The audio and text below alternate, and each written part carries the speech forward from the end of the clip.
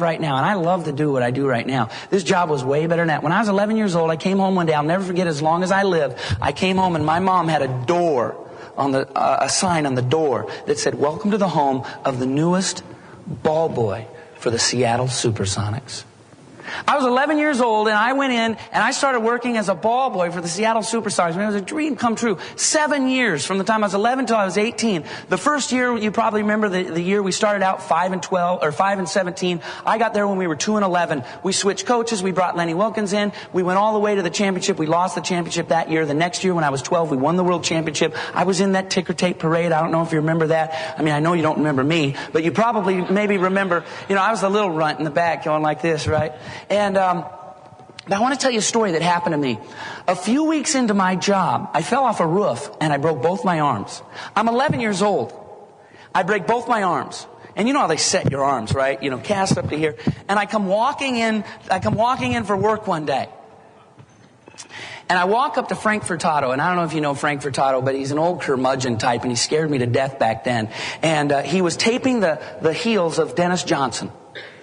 And Dennis Johnson, they both just laughed. They said, what happened to you? Well, I fell off a roof and I broke my arms. And I said, can I keep my job? And Frank Furtado says, you can keep your job if you can do your job. And I'm like, okay, what's my job? And I remembered that one of my first jobs I did every time I went there was to do those big orange canisters of Gatorade and to take them from the locker room to the basketball court. In the Coliseum, which is now Key Arena, that's about 500 yards. So I go in there and I get these orange things and I unscrew the lids and then I rip open the thing and I pour the stuff in there and I put the hose in and then I stir it like this and I screw the lid on. I do that with 2 of them. And then I get them by the pinkies and I'm carrying them, dragging them through the Sonics locker room. And as I'm dragging them through, Dennis Johnson says to me, hey, when you get those outside the door, wait for me. I'm going out to shoot for a minute. Because they go out and they shoot, and then they come back, have a team meeting, and then they go out and shoot as a team.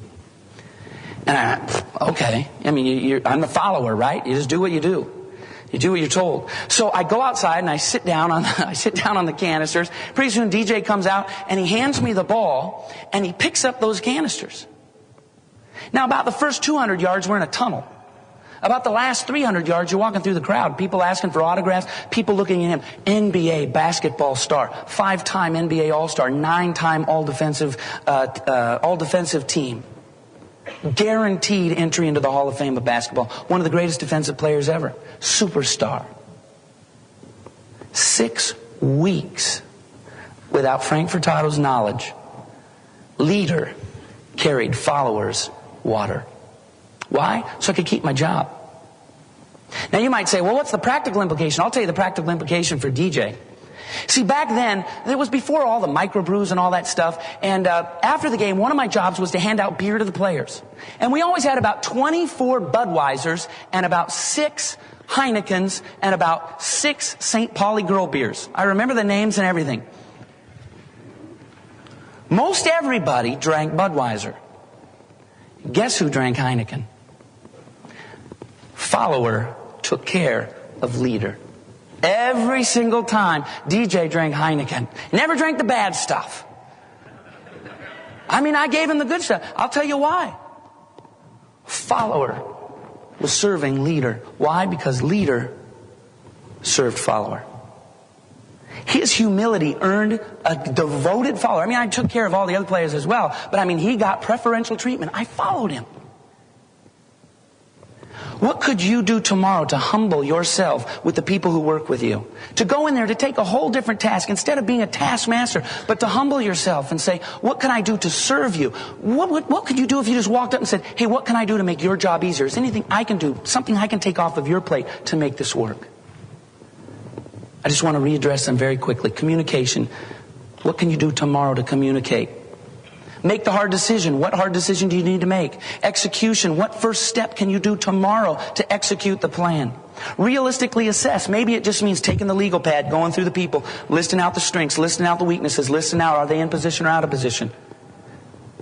Valuing the relationships of the people in your organization. taking a look at the wholeness of your integrity and saying, I will make this decision about who I am as a person in my areas of integrity. And what can you do to serve those who follow you and in turn gain even more devoted following? These are the things that will make you the kind of person who doesn't just have one or the other, but you have skills that are tremendous. You'll have character that is tremendous. In doing so, you will garner people's devotion and following, and you will indeed become an extraordinary leader. Thank you. Hi, this is Chris Widener again, and I'd like to thank you for taking the time to listen to Right Now Leadership.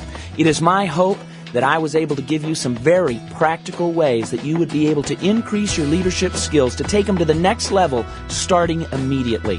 Be sure to visit our websites at www.madeforsuccess.com and www.extraordinaryleaders.com for the best in personal and professional development materials to help you turn your potential into performance, to succeed in every area of your life, and to achieve your dreams. If you'd like to contact us for more information about speaking engagements, consulting, personal coaching, or any way that we might be able to help you, please go to our websites, or you can email me directly at Chris, that's CHRIS, at madeforsuccess.com.